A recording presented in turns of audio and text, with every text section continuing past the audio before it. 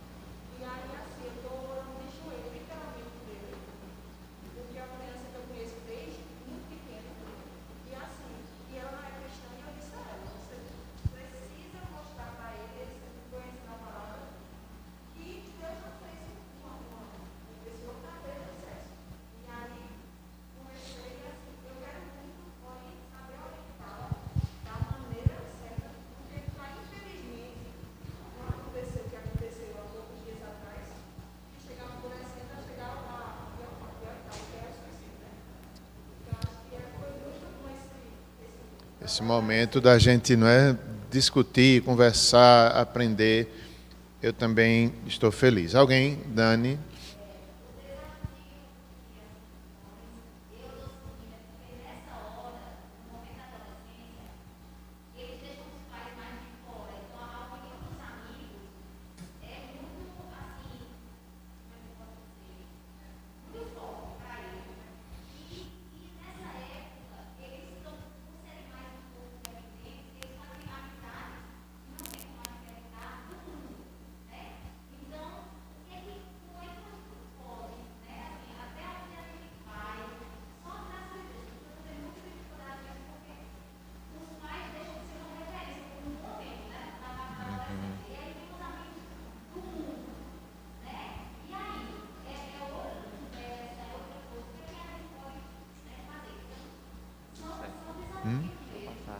Certo, obrigado, filho.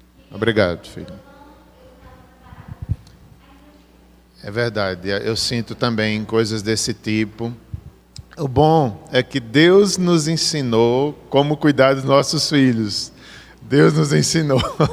Vamos dar uma passadinha nisso. Alguém mais gostaria de compartilhar algo? Algum dos... Podemos seguir adiante. Meus irmãos, a gente não tem muito tempo, não é? Mas a intenção nossa é 1 hora, já está contando. Eu sei que é assunto para mais de 2 horas, se eu fosse falar tudo que eu estou com vontade aqui, dá umas 2 horas. Mas eu vou tentar ser breve, eu vou tentar falar uma meia hora, 40 minutos no máximo, e depois volto a dar a palavra a vocês, para vocês conversarem um pouquinho, se desejarem. Então, marca a hora, Simone. Vou começar falando e Simone vai ficar mais com essa parte final, que é interagir com vocês, tá bom? Marca aí, por favor, Simone, meia hora, me avisa quando chegar em meia hora, por favor. Então, gente, vamos lá. O nosso instrumento é a Bíblia. Eu peguei a Bíblia, peguei alguns autores e trouxe breves conselhos para nós. Eu digo breve, mas o nosso instrumento de trabalho realmente é a Bíblia. A Bíblia ensina, Deus ensina como cuidar dos filhos. Como é que a gente... Primeira coisa aqui, né? Palestra, pais e filhos. Aqui está o tema. O nosso modelo é Deus, a Trindade, Pai, Filho e Espírito Santo. Como é que eu vou fazer como pai? É como Deus faz com o seu povo. Por isso, quanto mais eu estudo a história, as intervenções de Deus, o caráter de Deus, é um espelho para mim, é uma aprendizagem. Como é que Deus é paciente, Deus tem ira, Deus disciplina, Deus é amor, é um modelo para pai e mãe estar na Trindade. Como é que Jesus agiu? Como era que Jesus disciplinava? O modelo é Cristo, o modelo é Deus Pai, o modelo é o Espírito Santo. Vejamos um pouco do caráter de Deus, e cada um dos pais vai pensando em si mesmo, né? Olha só, um amor que não muda é o amor de Deus. Nós temos que ter esse amor para com nossos filhos, que não muda, até mesmo quando chegam os anos da adolescência, né? Que parece que a gente se irrita, parece que a gente ama menos. Não, eles têm que sentir a segurança, nós os amamos, apesar das turbulências, apesar do temperamento, apesar de mudar a relação pais e filhos, mas nós temos um amor que não muda. Eles têm que ter essa segurança em nós. Nós estamos com eles, eles são nossos filhos. Um dia, meus irmãos, eu em Recife, eu pequei. Eu estava meio irritado, tão chateado, que eu disse algo, eu nem me lembro, graças a Deus, o que eu disse, mas foi mais ou menos assim, quase desistindo de ser pai. Era tanto problema, tanto menino me aperreando, que quase que eu cheguei a dizer assim, eu vou desistir. Eu era seminarista. Como é que um seminarista diz isso? Simone me pegou, deu uns carão, eu não desisto. Eu me arrependi, eu digo, misericórdia, como é que eu falei isso? Nunca imaginei de desistir dos meus filhos, da minha família. Nesse dia eu disse uma besteira dessa. Deus não desiste de nós não podemos desistir, nós vamos com eles, nós somos pais até o fim, aconteça o que acontecer, nós estaremos com eles, na alegria, na dor, nas rebeldias, no dia da conversão, no dia do batismo, se desviarem, estaremos com eles, e assim é a vida, é um amor que não muda. Quem é assim? Deus. Constante, um amor constante, presença constante, presente, ensinando, disciplinando. Veja o que esse salmo, depois vocês podem ler, ele vale a pena. Esse salmo mostra a tarefa que os pais têm de passar para a futura geração quem é Deus e o que Ele fez. É o salmo inteiro mostrando que os pais têm a responsabilidade de ensinar aos filhos o que Ele fez. Então, um só verso, 2 versos só, diz assim: contudo, Ele foi misericordioso. Veja que Deus é misericordioso, nós também deve ser. Perdoou-lhes as maldades. Também pai e mãe tem que ter um coração perdoador para poder educar. E não os destruiu. Nós não podemos destruir nossos filhos. com palavras, com agressividade, destruir o caráter deles. Deus não destruiu o seu povo. Vez após vez conteve a sua ira. Parece que quantas vezes a gente tem que conter palavras, conter a ira. Quantas vezes Deus conteve a ira e não destruiu o seu povo, sem despertá-la totalmente. Lembrou-se que eram meros mortais, brisa passageira que não retorna. Às vezes a gente tem que lembrar disso. Nossos filhos são pecadores, são iguais a nós. A gente tem que disciplinar, a gente tem que reclamar, mas eles são falhos, eles são pecadores como nós. Deus sabia que o seu povo era assim e continha, claro que ele se irava, né? Mas muitas vezes ele continha a ira, porque Deus sabe que nós somos brisa passageira. Do mesmo jeito, a gente precisa entender que nossos filhos são humanos, são iguais a nós, e às vezes a gente se esquece do que a gente já fez. Alguém outro dia, não me lembro mais, eu acho que era alguém aqui da igreja, disse: pastor, eu soube o que o senhor aprontava na adolescência, subia em cima de trem. Eu digo: é verdade, coisas piores, mas meus filhos não fazem nem a metade. Eu digo: meu Deus, eu me esqueço do que eu fiz. Eles fazem muito menos e eu já estou preocupado demais. Eu digo: meu Deus, se eu fosse pai meu, eu não ia aguentar. Se eu fosse meu pai. Mas a gente tem que saber que eles... Né, a gente estava discutindo sobre isso, que até a formação biológica cerebral deles ainda não está pronta. Por isso que eles não entendem, às vezes, a que a gente ensina 800 vezes. Até a Constituição, é um tempo que eles estão se firmando e a gente tem que entender isso. A estrutura deles ainda não está formada, nem espiritual, nem biológica, mas a gente é instrumento de Deus para formar, para ensinar e para não desistir deles. Outra coisa, nós temos a tarefa de passar o bastão da fé às novas gerações, instruindo gerações distantes. Então, quando a gente está educando um filho, a gente está educando gerações, os netos, os bisnetos. A influência do nosso trabalho penoso como pais, ela vai adiante, muito adiante. Um dia aquilo que a gente fez, o nosso esforço, o nosso cansaço, a gente está glorificando a Deus em gerações. O Salmo 78 ainda mostra isso, né, o caráter e a constância divina, a infidelidade do povo. Esse salmo mostra a responsabilidade dos pais em ensinar quem é Deus, mostrar o que Ele fez, a fim de conheçam a Deus e coloquem nele a sua confiança. Qual é o objetivo da gente? Mostrar o que Deus fez, quem Deus é, para que eles tenham fé, despertar neles a fé, para que eles coloquem em Deus a confiança deles. Qual é a alegria nossa? É ver nossos filhos confiando em Deus, tendo a fé própria, a fé independente. Eu fiz isso uma vez lá em casa, nós fizemos, eu não sei se foi um mês, a gente passou vários cultos mostrando o caráter de Deus para nossos filhos e contando algo que Deus fez na nossa família. Foi tão bom, eu não sei se vocês já fizeram isso com a família de vocês, no culto doméstico.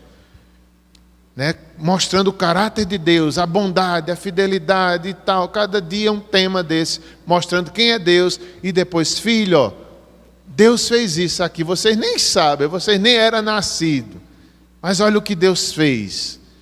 E foi ótimo, contando a história de Deus na nossa família, é muito edificante. Esse salmo fala sobre isso. Verso 3 e 4, o que ouvimos e aprendemos, o que nos contaram nossos pais, não encobriremos aos filhos, contaremos à vindoura geração os louvores do Senhor, o seu poder e as maravilhas que fez. Versos 5 a 7, instituiu uma lei em Israel e ordenou aos nossos pais que transmitissem aos filhos, a fim de que a nova geração os conhecesse. Filhos que ainda hão de nascer, se levantassem e, por sua vez, os referissem aos seus descendentes, para que pusessem em Deus a sua confiança e não se esquecessem dos feitos de Deus. Então, mais uma vez diz aqui, qual é a alegria do pai e mãe? É ver os filhos pondo em Deus a confiança. Sabedoria bíblica. O livro de Deuteronômio ele é uma repetição da lei e da história de Israel.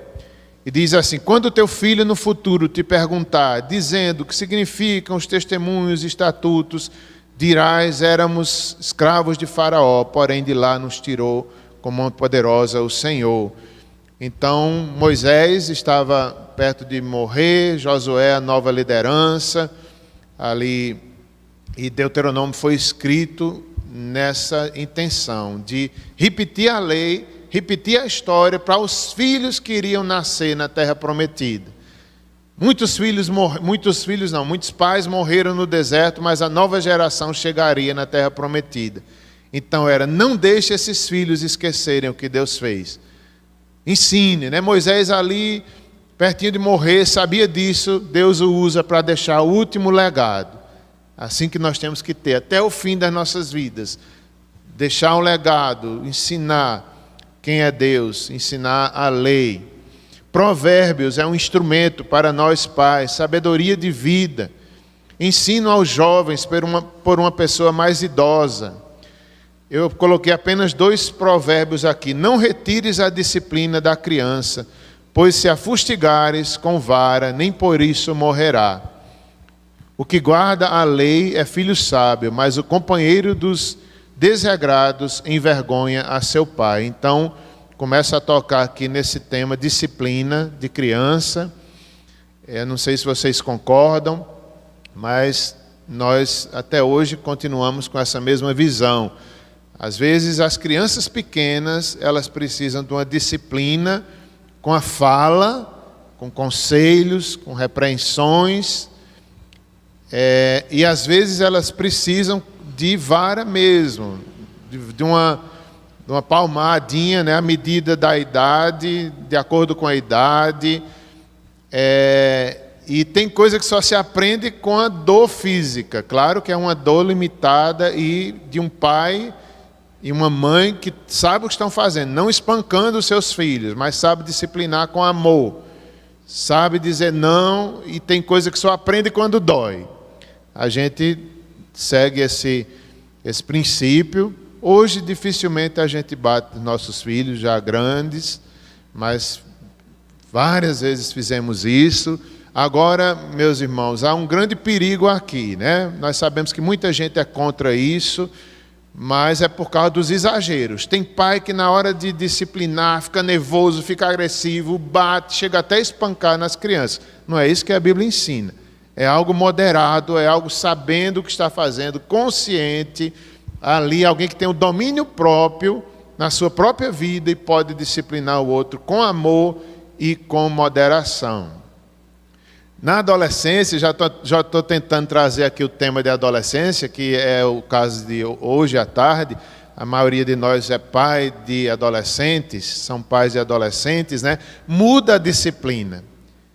É isso que eu acredito que é o tema que eu estou mais preocupado em discutir com vocês, é essa mudança que começa a ocorrer na adolescência, 12 anos, talvez um pouco antes, os filhos ficam diferentes, e a gente fica meio perdido, e se for para bater, bate o dia todinho, e agora o que é que a gente faz? Se for para reclamar, reclama o dia todinho, e não pode ser assim também, né? Muda a disciplina, começa a responsabilidade para eles. Vou tentar dar um exemplo para vocês antes de prosseguir, né? Para começar a pensar nesse tema que a gente tem que estar preparado para essa mudança. Porque nos choca. Cadê o meu filhinho, aquela filhinha querida, aquele filhinho tão educado, agora me responde, agora tem uma voz diferente e outras coisas. Eu dar um exemplo agora recente, né? Veja como vai mudando a disciplina. Timóteo, agora, uns poucos dias atrás, completou 17 anos. E nesse dia, surgiu em Campina Grande a possibilidade de tomar a vacina da Covid. Aí eu conversei com ele, né? Se fosse criança, pequena, eu dizia: meu filho, você vai. Como eu vacinei várias vezes quando era criança. Eu e Simone, já teve vezes, eu acho que é da gente segurar algum deles para poder tomar um remédio, tirar sangue, porque era criança, né? Agora não, agora é diferente. Eu disse: Timóteo, você quer tomar a vacina? Por que você quer tomar a vacina? Tem pessoas que dizem que não é para tomar, tem campanha na internet dizendo que adolescentes não tomem vacina. Você quer ou não quer? Sim, não. Mas por quê? Você tem que ter uma razão. Me explique o porquê. Você estudou sobre isso? Você pesquisou? De onde é a sua opinião? É uma opinião política, é uma opinião científica? Vale a pena confiar na ciência? Olha como é diferente. É você instruindo, é você puxando, é você... E o que é que a Bíblia diz sobre isso? Aí ele, não, sim, quero, não quero. Eu digo, você que vai decidir, eu não vou lhe obrigar. Você está quase completando 18 anos. Aí ele disse, eu quero. Aí eu fui com ele, passei umas 2 horas na fila, conversando, e foi tão bom. Tinha vários adolescentes, vários pais. Foi lá na Facisa. Aí depois de tudo ele começou a pensar. Ele disse, pai, tem um curso aqui nessa universidade que eu gosto. Eu digo, eita, meu Deus do céu. Eu digo, misericórdia, Senhor. Em vez dele gostar de uma universidade pública, está gostando da particular. Eu digo, ai meu Deus, me ajude. Olha pai e mãe como sofre, né? E ao mesmo tempo eu digo, meu filho, se você quiser, ainda tem vestibular aqui esse ano nessa universidade. Faça, se você passar, Deus proverá, tem o FIES aí, e a gente lhe emancipa. Olha como é diferente de uma criança pequena. Puxando para ver se cresce, para ver se amadurece, responsabilizando ele. Do mesmo jeito, também ainda sobre esse assunto Covid, né? Agora nem tanto, mas no ano passado, protocolo tal, pode ou não pode ivermectina, se for internado, faz o tratamento, não faz. Aí eu dizia a Sara e Débora, eu digo, vocês são adultas. Vocês querem ou não querem? Se vocês forem internadas, vocês assinem lá e eu vou seguir o que vocês estão dizendo. Eu tenho minha opinião. Simone tem a dela, mas se vocês estiverem lá internadas, vocês vão tomar ou não vão? Veja como muda o tom da conversa. É responsabilizando. Por que você está tomando essa decisão, filho? Não é querendo mandar na vida deles, não é querendo fazer como a gente fazia. Você vai fazer isso, você vai fazer aquilo. E essa transição assusta a gente, porque parece que a gente está perdendo. Não, mas a gente está fazendo a nossa tarefa, que é soltá-los com maturidade. Esse soltar, ele é lento, ele é diário, ele é doloroso, mas um dia eles vão voar e é isso que a gente quer. Que eles voem com responsabilidade, voem com fé. É um processo doloroso para a gente. Mas a Bíblia dá dicas, né, de que a gente deve... a hora passa ligeiro, tá vendo? Misericórdia, tem tanta coisa aqui, mas... Vamos lá. Esse autor aqui, o Arthur Pink, W. Pink, ele fala que a principal coisa que nós podemos fazer com nossos filhos é a oração. Ele diz 4 coisas. Instrua seu filho, não desista de instruir. Às vezes a gente se cansa, parece que eles não estão aprendendo, mas instrua a palavra é poderosa para educar, para salvar, para ensinar. Há um poder na palavra de Deus, que nós não podemos perder a fé, nós temos que ter convicção. A palavra é de Deus e nós vamos ensinar até o fim da vida, quer eles aceitem ou não. Nós instruímos, mas nós damos a liberdade. Começa essa mudança. A gente instrui e diz, e você o que é que vai fazer, filho? É difícil para nós. Ah, não, pai, eu não quero, eu não penso assim. Filho, você não pensa, lá no futuro na sua vida, quando você tiver independência, você vai fazer do seu jeito. E eu vou permitir. Agora eu não permito, você não tem idade, não tem maturidade. Mas lá você tem a liberdade, porque Deus nos dá essa liberdade. O pai do filho pródigo deixou ele ir, deu a herança. Então, tem coisas que vai mudando, não é? A instrução da gente. A gente já não tem mais aquele poder de dizer, faça assim, eu quero assim, escolha assim, porque a gente vai criar filhos imaturos, dependentes de nós, adultescentes a vida inteira. Eu não quero nem falar sobre isso, porque eu sou muito sincero com meus filhos. Tem cada conversa que a gente tem em casa que vocês não imaginam. Não é? Filho, filha, é assim diz o Senhor. Se vocês não acreditarem, vocês não são obrigados não, porque eu sou pastor. Se vocês não concordarem, podem me dizer, eu vou respeitar vocês. Agora faça isso em honra. Respeite seu pai, sua mãe, discorde da gente em honra e respeito. É assim, as conversas da gente vocês não imaginam. Porque eu quero que eles cresçam e tomem a responsabilidade. Então, e por trás a gente fica orando, ore por seus filhos. O último e mais importante dever, no que se refere ao bem-estar físico e espiritual dos seus filhos, é a intensa súplica a Deus em favor deles. Sem isso, todos os outros deveres são ineficazes, né? Que sejam bons exemplos, instrua seu filho, discipline seu filho. Tudo isso é importante, mas sem oração, sem pagar um preço. Jó fazia isso, né? Clamar, Senhor, salva meu filho. A coisa mais importante, a minha maior alegria é vê-los no teu caminho. A gente tem que ter esse desejo, essa oração, esse clamor diante de Deus. Eles falam muito, vários autores vão dizer isso. Fala de testemunho de mães e pais também, que ali não desiste dos filhos, luta com Deus, né? Na história tem a mãe de Agostinho, que é um grande teólogo da igreja. Ele foi afastado dos caminhos do Senhor, vivia uma vida dissoluta no pecado, e Mônica, a mãe dele, não desistiu, pregou, orou e lutava pelo filho diante de Deus. A gente tem que ter essa mesma postura. Quando a gente dá essa liberdade de escolha, a gente não está abrindo mão deles, não.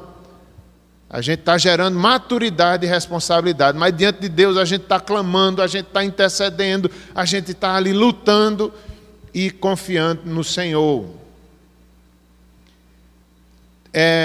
Outra coisa importante, evangelize seu filho. Essa é a nossa tarefa. Nessa tarefa de evangelizar seu filho, meus irmãos, isso começa de bebê e vai por toda a infância, ali a primeira Bíblia, né? A Bíblia do bebê, ensinando, eles não sabem nem falar, e a gente ali, no crescimento, na adolescência, e segue até a maturidade. E nós temos que entender, meus irmãos, que nossos filhos são pecadores iguais a nós. E o único remédio que vai alcançar o coração deles é o Evangelho. É como a gente estava dando uma aula lá em Pedra d'Água, aí a revista trazia, né? Às vezes, na nossa geração, o pai e a mãe botavam força, às vezes, para a gente tomar remédio. Eu me lembrei tanto. Era calcigenol, emulsão de Scott e biotônico Fontoura. Os fortificantes que tinha que tomar. Eu não achava ruim, não. Eu tomava emulsão de Scott à vontade, né? A maioria não gostava. Eu me amostrava tomando, dizendo que gostava, né? Vitamina A e D. Então, nossos filhos, né? Eles precisam tomar da graça do Senhor. São pecadores. O único remédio é o Evangelho. Então, olha, veja-se como um pecador regenerado, você mesmo, imperfeito, e deixe seu filho saber disso. Quantos pais sofrem e erram porque se colocam como perfeitos, como se nunca tivesse errado, como se não fossem pecadores, aquela postura acima dos filhos. E como é importante a gente conversar, meu filho, papai, mamãe, nós somos pecadores. Eu tenho hora que digo assim por meu, no seu coração vai aparecer cada coisa que vocês não imaginam. Isso é os cultos domésticos da gente. Eu digo, o coração de vocês têm que cuidar, vocês têm que vigiar, porque mesmo vocês sendo crentes, vai surgir cada coisa aí dentro que você mesmo vai se assustar. Porque surge no meu. Eu sou pecador, sua mãe é pecadora, surge pecado, surge tentações, e não vai ser diferente com vocês. Estejam preparados, porque mesmo na igreja isso vai surgir. É a consciência de que nós somos pecadores e que também eles são ali no berço. Já no berço a gente deveria olhar, eita, é um pecador que nasceu, é uma pecadora que eu vou ter que evangelizar. A gente é muito romântico, a gente olha um príncipe, é uma princesa. Eu não gosto muito de dizer isso, posso até estar errado. É um anjo que nasceu. Não, a gente deveria olhar, é um pecadorzinho, igual a mim, que só vai receber a graça, e eu vou lutar em oração, e eu vou evangelizar a vida inteira, até um dia vê-lo maduro. Mostre aos filhos que o problema deles é o coração deles. Reconheça que seu filho desde pequeno é um pecador, dê oportunidade para o erro. Meus irmãos, isso aqui eu acho tão importante. Às vezes a gente não dá oportunidade de nossos filhos errarem. São filhos, né? Não, a gente não admite, não erre. Isso na escola, isso nas coisas da igreja, é um filho que parece que é perfeito, eles não são perfeitos. A gente tem que deixar eles errar, é duro para a gente, mas o erro, até Deus deixa a gente errar. E quando a gente se levanta mais forte, mais santo, nunca mais eu quero fazer essa besteira. A gente não quer que eles tenham essas experiências. Mas Deus deixa a gente errar. E nos levanta mais santos. É difícil a gente ver os filhos errando, a gente quer ir em cima, a gente quer consertar. Então, dê oportunidade, entre aspas, né? Muito cuidado para o erro. Mostre aos filhos que tudo é vaidade, como Salomão disse. Mostre aos filhos os caminhos que ao homem parece ser bom, mas o fim é a morte. A concupiscência da carne e dos olhos não vale a pena, filhos. Como vive alguém dominado pela cobiça? Mostre aos filhos, mas se eles quiserem, eles vão ter a liberdade de provar. É difícil demais isso, viu? Até por falar nisso, eu vou adiantar um assunto por causa da hora. Nessa liberdade de errar, cada família aqui tem seus costumes, suas tradições, sua cultura. E a gente tem que ter cuidado para a gente não querer colocar a cultura dos outros dentro do nosso modelo. Isso em questões de escola, em questões, muitas aí que vocês sabem.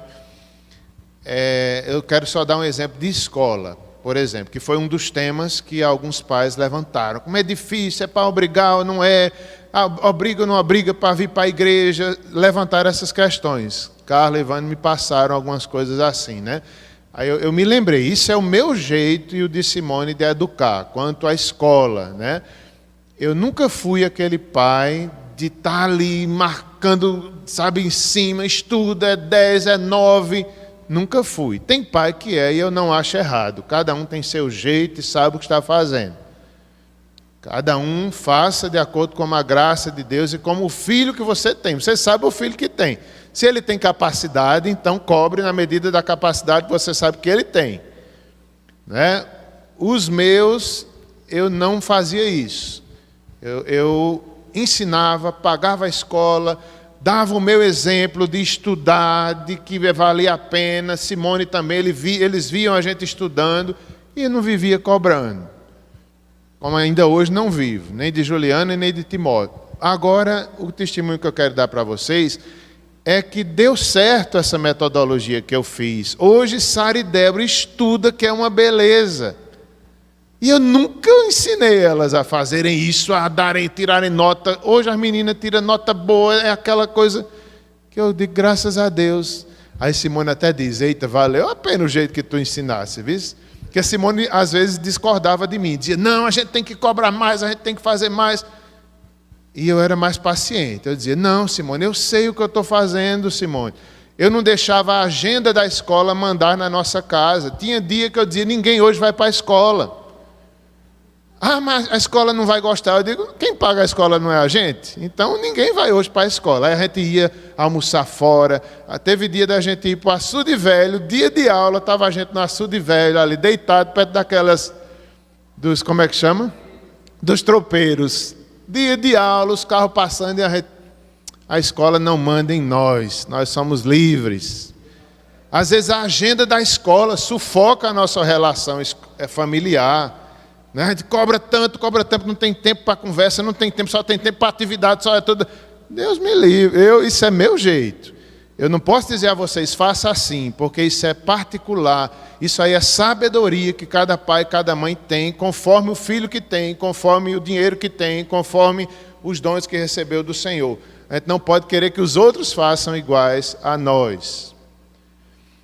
Deus é bom e santo, pune pecadores. Nossos filhos têm que entender isso. Se eles escolherem o caminho do pecado, eles provarão a ira de Deus, e Deus é santo e Deus pune. O Ted Tripp, ele contou uma história mais ou menos assim, que eu vou tentar contar como ele resolveu. Parece que os filhos estavam assistindo uma programação assim, não muito agradável. Ele chegou na hora, aí ele, em vez de ir lá desligar a televisão, esculhambar, isso é errado, não, ele foi, conversou com os filhos. Meus filhos, é assim, instruiu, respeitou os filhos, e depois disse: isso, o que vocês estão assistindo, a Bíblia diz lá em Efésios, nem sequer se nomeie no nosso meio, nem sequer tenha no nosso meio.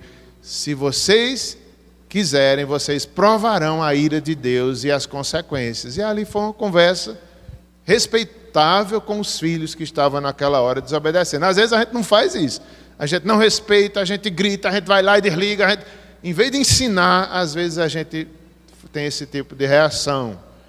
Somos chamados a viver alegremente sobre a autoridade do nosso Criador, pela fé, temos promessa de vida eterna. Olha esse versículo, Gênesis 18, 19, foi dito a Abraão: porque eu escolhi para que ordene a seus filhos e a sua casa depois dele, a fim de que guardem o caminho do Senhor e pratiquem a justiça e o juízo. Simone, como é que está a aula? A hora.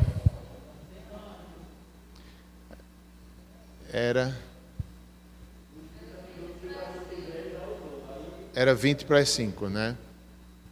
Certo. Eu já usei meu tempo, foi... Vem, Simone.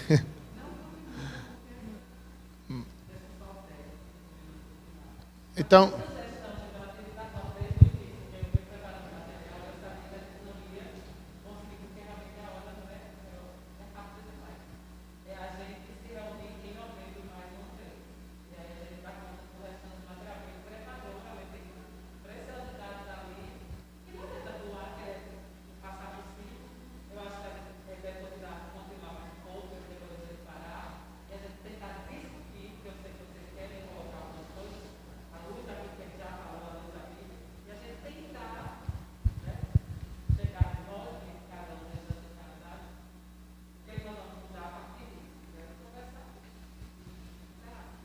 Gente, a partir de agora, vamos fazer assim. Então, já que Simone está dizendo, eu vou seguir. Quem quiser falar, pode levantar a mão, a qualquer momento, tá certo? Se alguém quiser...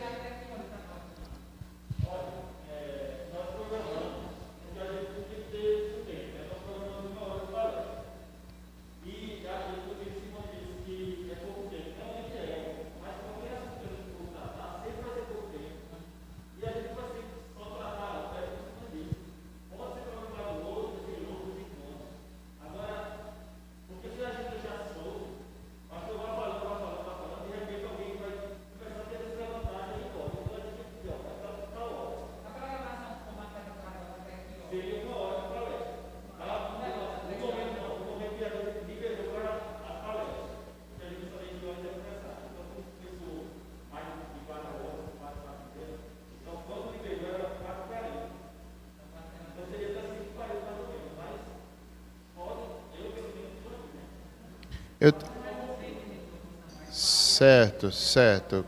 Como eu já disse, quem quiser falar, pode levantar a mão.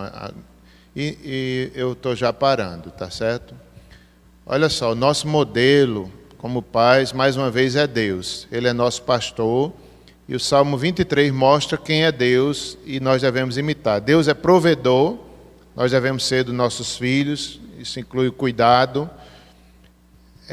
Deus cuida amorosamente do seu povo, Ele refrigera a alma, Ele leva a pastos verdejantes. Nós devemos ter um cuidado e provisão para com nossos filhos. Isso não significa riqueza, mas aquilo que a gente tem, a gente ensiná-los a usar o dinheiro, seja muito ou seja pouco, nós somos provedores de nossos filhos. Defensor, Deus defende o seu povo com o seu bordão. Nós devemos defender nossa família, nossos filhos de todo mal. Ele é a presença constante. Nós também devemos ser presentes na vida de nossos filhos. Quantos filhos sofrem porque os pais não são presentes na sua vida. Isso não quer dizer passar o dia inteiro com eles, mas na hora que estiver, ser um tempo de qualidade, uma presença de qualidade, que escuta. Inclusive, eu lembrei agora, o vídeo que Carla me mandou, chocou a gente. Era uma adolescente, eu acho que foi uma das mães ou pais aqui que enviaram para ela. Uma filha dizendo assim coisas muito fortes, era para a mãe, era para os pais. Era para os adolescentes, era?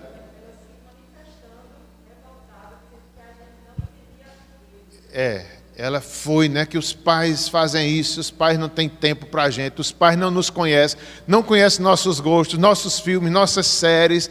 É tão forte, e dizendo assim, né, e nós vamos ser melhores pais do que eles, porque nós vamos aprender a não ser como eles. Eu digo, meu Deus, uma menina assim, tem a coisa importante, né, que a gente se choca. Oi? Tinha muita coisa, e outras coisas importantes que a gente tem que dar ouvido também, e dizer, meu Deus, será que é verdade isso que eles estão dizendo da gente? Né? Então, questão da presença, eu me lembrei disso. Deus é guia. Oi. Tu assistiu? Uhum.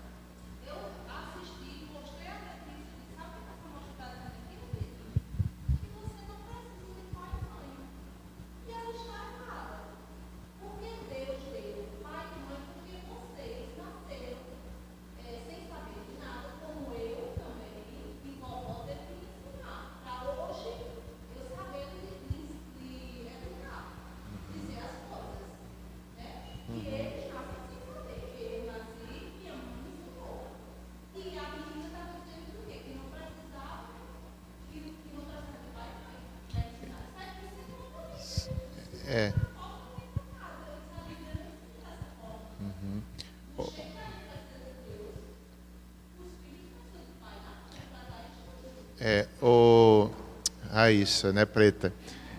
Eu entendi o vídeo, eu não sei se eu entendi bem, de forma diferente. Eu entendi como se fosse assim, ela queria ter isso que você disse, a mãe e o pai não dava, porque não tinha tempo, porque não procurava saber. Eu entendi como se fosse assim, um pedido de socorro dela, querendo que os pais fossem presentes, ensinassem, e eles não estavam fazendo isso. Eu entendi dessa forma.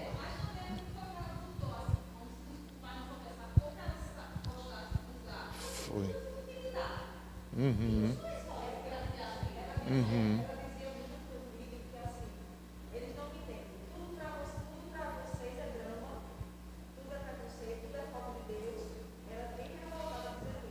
Foi. Eu vou assistir de novo.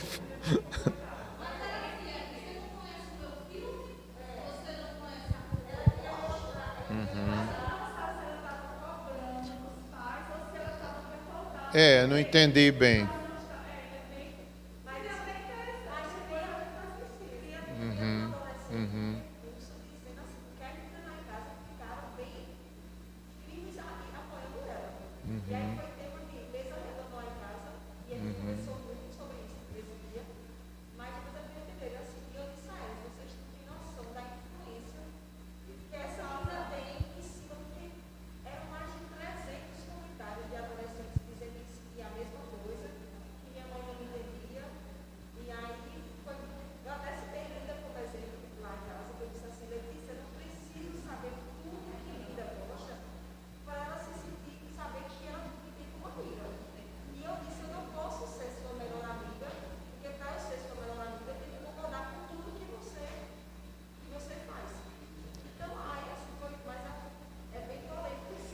É verdade. Eu pulei alguns slides aqui, eu acho que a gente vai finalizar com esse. Vejam só, meus irmãos, isso aqui eu achei tão importante. Eu acho que tem a ver um pouco com o que a gente discutiu agora e eu vou encerrar com esse, tá bom? antes de falar desse, vejam esse beija-flor aqui, ó. Eu achei tão interessante o exemplo do beija-flor. Ele é a única ave que ela voa em várias direções. Então eu comparei os nossos filhos, né? Às vezes a gente quer que os nossos filhos vá só numa direção, sejam iguais a nós, mas eles são diferentes de nós. Eu achei interessante.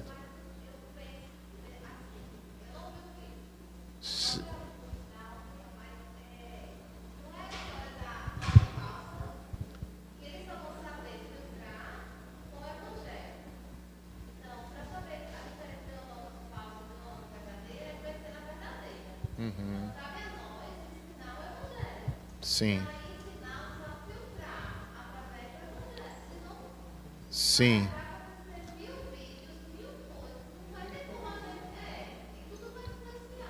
Sim, sim.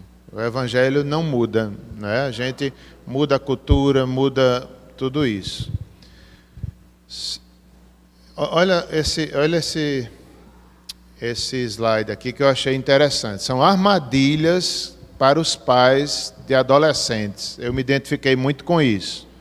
É um pastor Ted Tripp, muito experiente, avô, pastor há muitos anos, e hoje ele ensina para criança, adolescentes e tal. É bem simples, mas eu achei muito instrutivo. Armadilhas que às vezes a gente cai nelas na educação, ao educar nossos filhos. Veja só, primeira armadilha.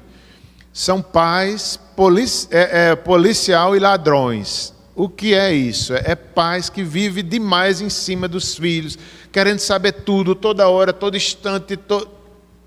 Parece bom, mas ele diz que não é.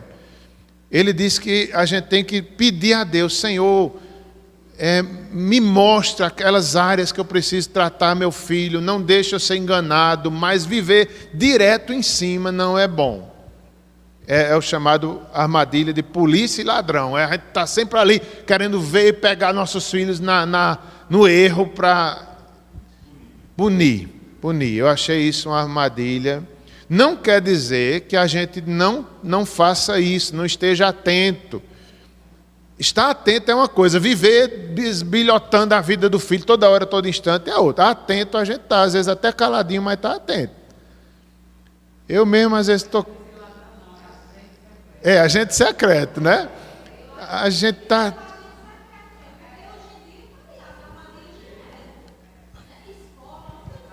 E a gente tem que estar de olho em tudo, né? Agora sim, uma coisa é estar de olho em tudo, outra coisa é estar o dia inteiro falando e moendo, como se diz, e repreendendo. É diferente. Não, a gente tem que estar atento a tudo, às amizades. Eu mesmo sou assim, meu temperamento, eu sou muito calmo, muito tranquilo, né? As pessoas pensam que eu sou esquecido, que eu sou desatento. Pelo contrário, eu estou dando conta de tudo. Eu estou vendo tudo. Pensa que parece que eu estou cochilando, mas eu estou vendo tudo. É o agente secreto, né? Agora, você está toda hora corrigindo. É o garfo, é não sei o quê, é o banheiro, é a escola. Menino, também não é bom. Exato. É um equilíbrio.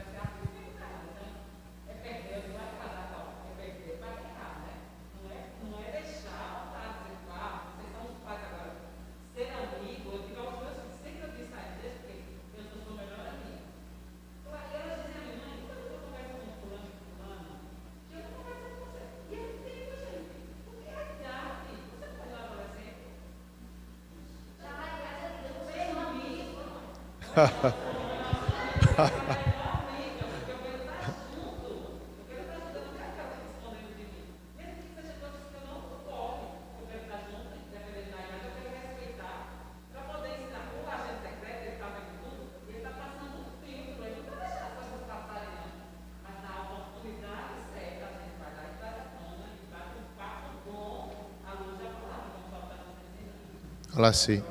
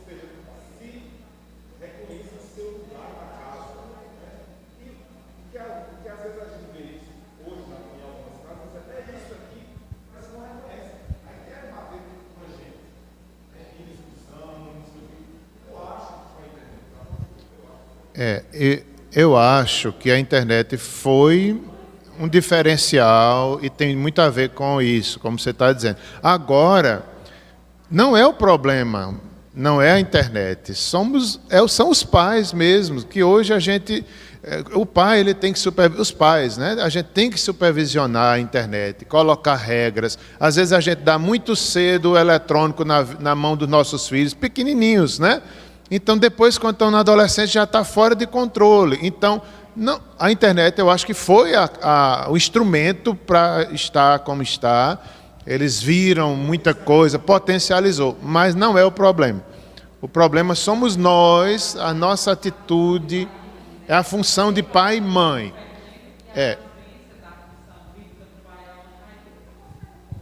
Então, por quê?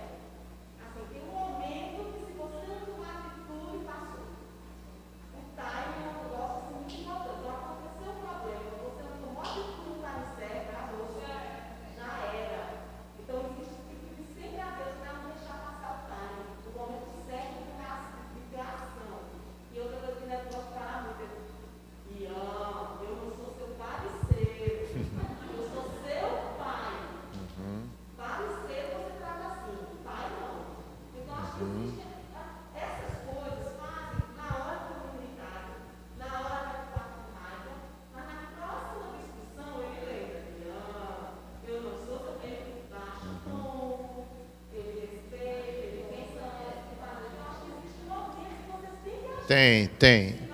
Isso. Seja pela internet, seja por outras questões que vão surgir, ou no passado era a mesma questão de autoridade dos pais, de papéis, tem muito mais a ver com isso.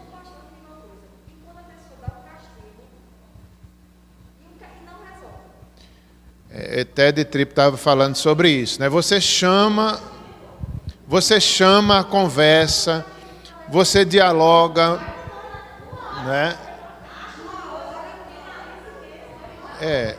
Chama, conversa, o que é que você acha, filho, filha, né? Você errou de novo nesse mesmo ponto, sem desistir, né? Insistindo na disciplina.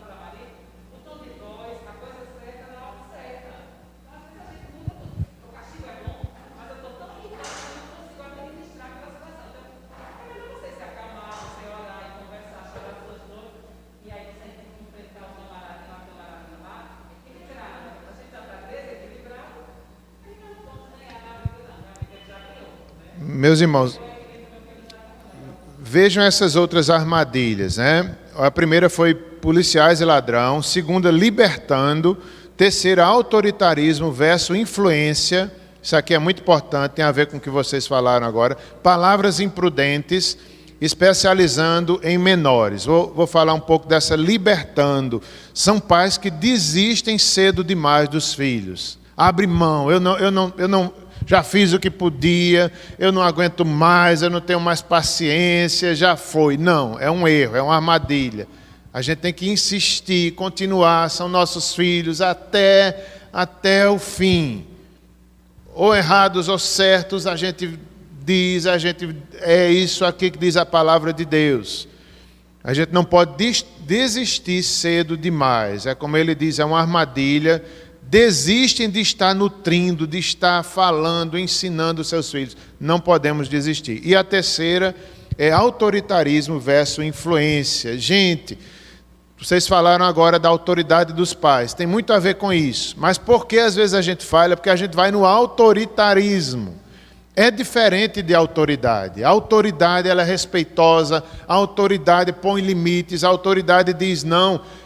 Mas a gente... É como o pastor estava dizendo, nós não podemos perder a influência sobre nossos filhos, o ouvido deles, sabe, nós temos que ter essa amizade, o ouvido dos nossos filhos, isso nunca a gente deve perder. No autoritarismo a gente perde, porque eles mentem, eles escondem, eles fingem, porque eles sabem que um pai e uma mãe autoritário. No autoritarismo, não, eles reconhecem o erro, eles contam, eles dizem, eles dialogam, você tem a conversa com eles.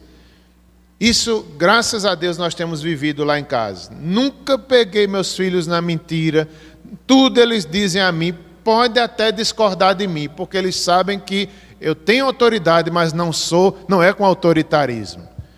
Eles podem me dizer o pior pecado, eu não vou morrer, eu não vou... Ai, não, meus... Não, é autoridade, é diferente. Eles vão ter o castigo, eles vão ter a repreensão, mas eles dizem, né? É isso, é assim, foi assim, foi assim. Nenhum deles, não sei se Simone lembra, nunca peguei nenhum em mentira, nem me enganando, nem deixando de dizer. Por quê? Porque eles sabem que tem um pai e uma mãe que tem o ouvido ali, que não vai morrer se ele disser, pai, eu pequei, pai, eu errei. Não. Então, veja como é bom ter a escuta do filho, ter a conversa e manter a autoridade. Manter a disciplina, não é não, não vai, né, Timóteo? Timóteo, suba. Estou brincando. Palavras imprudentes, é a quarta armadilha, irmãos. Isso aqui eu me lembrei muito. São, às vezes, tem um provérbio que diz isso, que palavras imprudentes, eu acho que diz mais ou menos assim, gera doença nos nossos filhos. E eu fiquei me lembrando, meu Deus, na hora da agonia, o pai autoritário, a mãe autoritária, ele faz isso, ele diz, ele promete, depois não faz nada, fere, diz o que não devia, é uma armadilha. A autoridade é outra coisa, a autoridade respeita até o erro, vai ter disciplina, vai ter castigo, mas tudo dentro do respeito. Vai ter vara se preciso for, mas com respeito. É uma imagem e semelhança de Deus. É com ética. Nós respeitamos os nossos filhos, ainda que discordemos deles. São imagem e semelhança de Deus, estão sobre nossos cuidados. Não é não, mas é diferente do autoritarismo.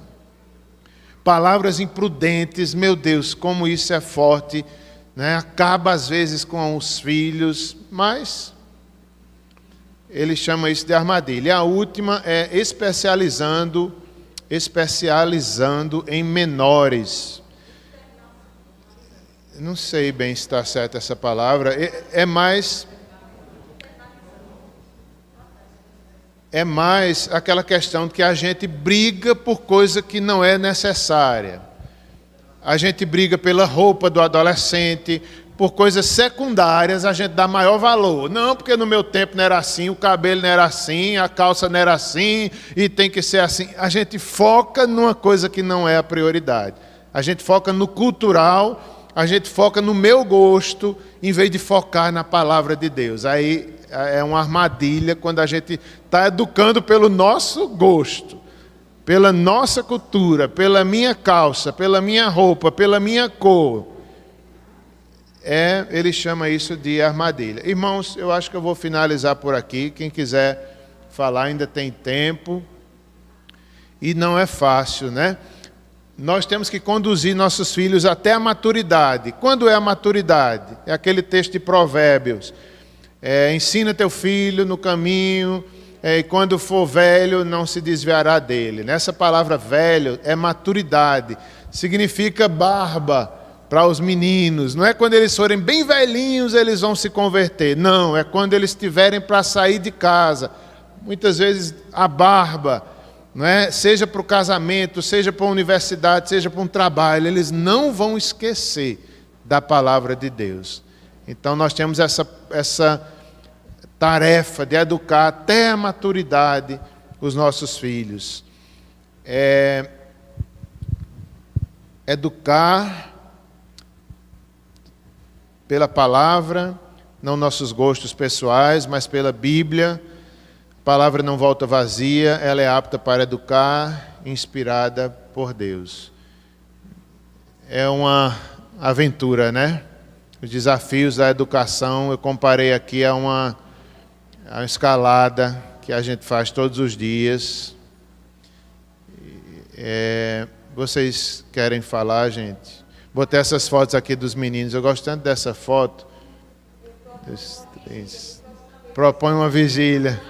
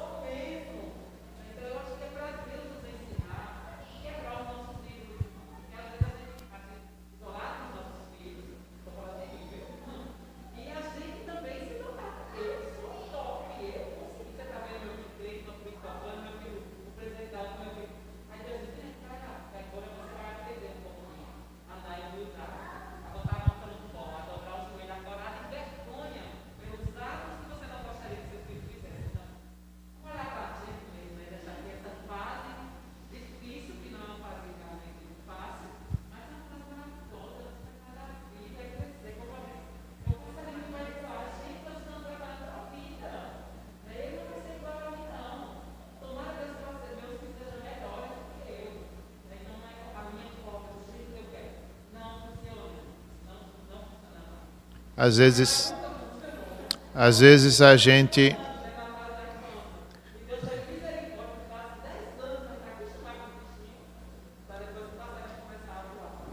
Às vezes, né, a gente coloca os nossos sonhos, nossos filhos, né? Eu, por exemplo, Simone, pastor e missionária. Então, nossos filhos têm que ser missionários, têm que ser pastores. Não é assim, meus irmãos.